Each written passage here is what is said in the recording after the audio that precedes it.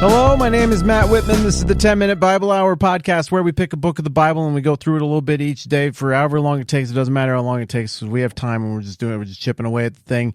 Then right now we're working on the book of Galatians, and we are 2 chapters and a little bit into it. We're working on the beginning of chapter 3. Now you are properly reset, but before we get into what I was going to talk about, I have a question, and this is not some kind of like gimmicky question where I ask it, but secretly I know the answer, and it's just a thought exercise to make you think about things and learn some stuff I already know. No, I literally don't know what the word is for this thing. What do you call a thing that is said of a person? Like a reputational statement. That's actually the best version of it that I've come up with so far. That's the closest thing. A reputational statement, you know. Like this person, it could be said of him, he always knew how to do that, but never did this. It's not a quote. It's not an epitaph, not epithet. That's different. But like an epitaph, you know, sometimes that'll be what's written on a gravestone. And I went and looked a bunch of those up, and epitaphs, they're more like sing-songy. They're sayings. You know, what was it, Winston Churchill? Is he the guy who had the one that was like, I am prepared this day to meet my maker, but it remains to be seen if he is prepared to meet me. I don't even know what that means, dude. You put that on your tombstone? Seriously? If it's even on there. So I don't think it's an epitaph. I don't think I'm talking about accrued titles or stylings like they had in the Middle Ages. King of the this and the that, breaker of chains, ruler of the Andals and the first men. I don't think it's that. Those are styles. Those are titles. It's a reputational statement. You've heard me use a reputational statement. Again, I'm still looking for the right term, so I'm using reputational statement. It's all I can come up with for now. You tell me what the right term is later, please. But you've heard me use or reference the reputational statement that my Uncle Abe has in my family. Never met Uncle Abe. He was much older than me. He's gone before I ever got here. But there's a chair. Whenever anybody talks about the chair, they say that is Uncle Abe's chair. And then somebody is bound to say, and Uncle Abe was a prince of a man. That's his reputational statement. There was a movie that came out when I was a kid about a guy, an Englishman who went up a hill and came, that might be the name of the movie, The Englishman Who Went Up a Hill and Came Down a Mountain. And I think it's all fictitious or whatever. It's a Hugh Grant movie, but it was cute. It's like, it could be said of this man that this is what he achieved. This is who he is. Yes, that's what I'm driving at. I'm wanting you to tell me the name of the kind of term, the kind of saying that summarizes a person's life in a thing that they did. Like he went up a hill and he came down a mountain. It's a metaphor in there, right? Uncle Abe, he was a prince of a man. It's a metaphor. I thought of a few more to help jog your brain and help me think of what this phenomenon, this figure of speech is actually called. But I'm going to do it here as a little bit of a quiz. I think that'll make it more fun. Okay. This person from history spoke softly and carried a big stick. Do you have it? Teddy Roosevelt, right? Speak softly and carry a big stick. Okay, this is a quiz if you haven't caught on to the format yet. Here comes another one. He refused to be king, or the man who refused to be king. Maybe there'd be a few who you could give that title to. Maybe Cincinnatus, that would work for. But I'm thinking of George Washington. He refused to be king. Here's another one. Her husband was the kingdom of England itself. Well, it's the Virgin Queen, Queen Elizabeth, right? Okay, let's try another one. He came, he saw, he conquered. That is not a reference to the obscure Christian rock act Petra. That is a reference to Julius Caesar, Veni Vidi Vici, right? He walked on the moon. Neil Armstrong, you probably say about other people too, but Neil Armstrong's who you think of. She wouldn't give up her seat.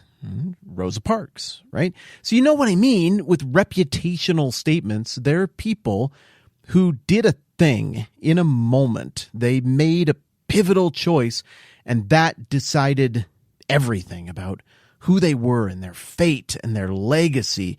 And to have a life so rich and influential and principled that people could give or assign to you a reputational statement to be like, this person, when the going got tough, they did this. That'd be pretty cool. I have to think that probably most of us, including myself, will not rise to that level of character reputation, of awesomeness, but it'd be pretty cool. What would you want yours to be? I don't know. That's worth thinking about, right?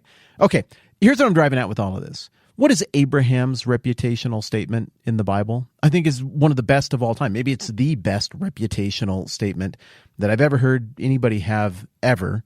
It is, Abraham believed God, and it was credited to him as righteousness. That's a great reputational statement because it has so many layers and so much truth that transcends time. And I mean, there's a message in there for the hearer of that reputational. I mean, there's an example in it, you know. He believed God. Okay, so he was a person of faith, and it was credited to him as righteousness. So his righteousness was not really his own. His righteousness was from God, and all he did was simply believe in the character of the greatest, truest, realest thing being in all of ever. I mean, really, Abraham's reputational statement that is all over the place in the Bible, Abraham believed God and it was credited him for righteousness, is maybe the most common sense reputational statement ever. Julius Caesar's is awesome. I came, I saw, I conquered. Woo! That's pretty cool, but there's a lot of Julius Caesar doing stuff in there. And if I might add, there's a lot of Julius Caesar pointing out how many cool things Julius Caesar did in that reputational statement. But Abraham just sounds like a normal guy with common sense when you hear his reputational statement, yet it's treated in the Bible like it's a huge deal that he got this right. He believed God, the most believable being ever to be, the inventor of being. He believed him, and then God did something, credited it to him as righteousness.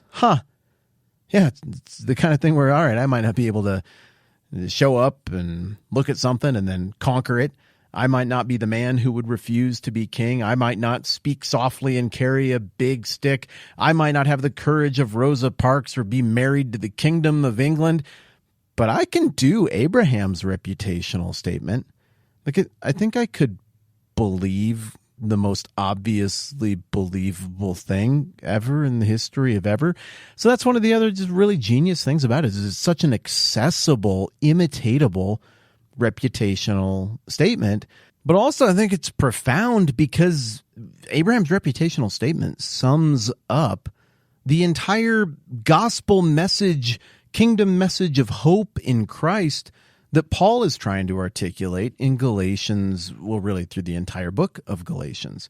The whole message that the Galatian believers received in the first place, that Paul keeps referencing back to throughout this letter, is they believed God and it was credited to them as righteousness. They all effectively had the same reputational statement as the great Abraham. That's incredible. But then Paul goes on to be like, you foolish Galatians, who has bewitched you? Or I'm astonished that you're so quickly abandoning the one who called you. I mean, he points out, like, why would you forfeit that reputational statement? You had it. You're good. You had the thing. You had it on lockdown. You realize that this was a reputational statement that is the best reputational statement, but also the least earned reputational statement, the reputational statement that most points the glory back to God and most puts our hope in God. You had that. But then you tried to flip it to some other weird reputational statement. A lot of paraphrasing here, but I think everything I'm saying is fair. It's like Paul saying, so you had the reputational statement that it could be said of the Galatians that they believed God and it was credited to them as righteousness. And then you traded that out for it could be said of the Galatians that they did a lot of things and hoped that some of them might impress God somehow. And respectfully, that second reputational statement is stupid. Not the one you want. It's hopeless. It's embarrassing. It's a bad one. Like, Jerry was a man who always farted at the least opportune times. Now, Abraham, his whole name, his whole reputation, his whole reputational statement, the whole aura around him in the Bible, smacks of humility. It smacks of God doing the heavy lift, really God doing all the lift.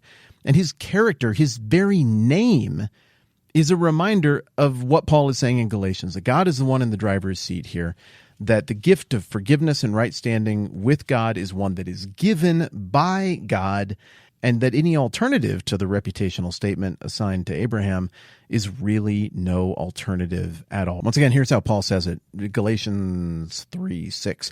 Consider Abraham. He believed God, and it was credited to him as righteousness. Understand then that those who believe are children of Abraham. So, once again, it could be said of the Galatians that they believed God, and it was credited to them as righteousness. But Paul goes on. Verse 8, the Scripture foresaw that God would justify the Gentiles by faith and announced the gospel in advance to Abraham. Quote, all nations will be blessed through you, unquote.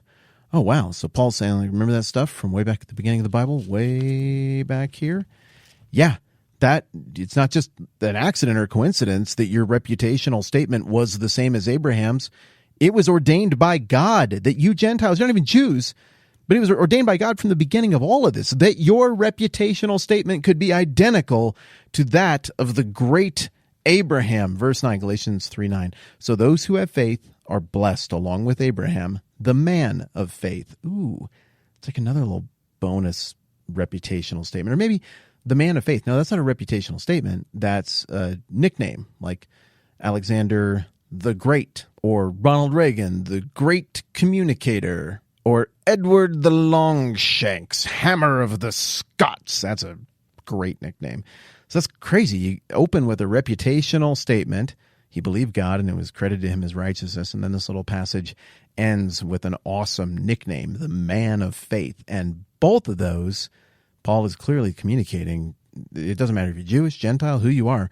If you heard the message of the kingdom, the message of the gospel of Christ, and you believed that, then Abraham's reputational statement is your reputational statement. And the title assigned to Abraham, the man of faith, is the title assigned to you. Fascinating. Please do tell me what reputational statements are actually called. I'm glad I stumbled into a term to get us through the episode, but I really don't know, and I would really like to know. All right, that's plenty for now. More Abraham next time around. I'm Matt. This is the 10-Minute Bible Hour podcast. Let's do this again soon.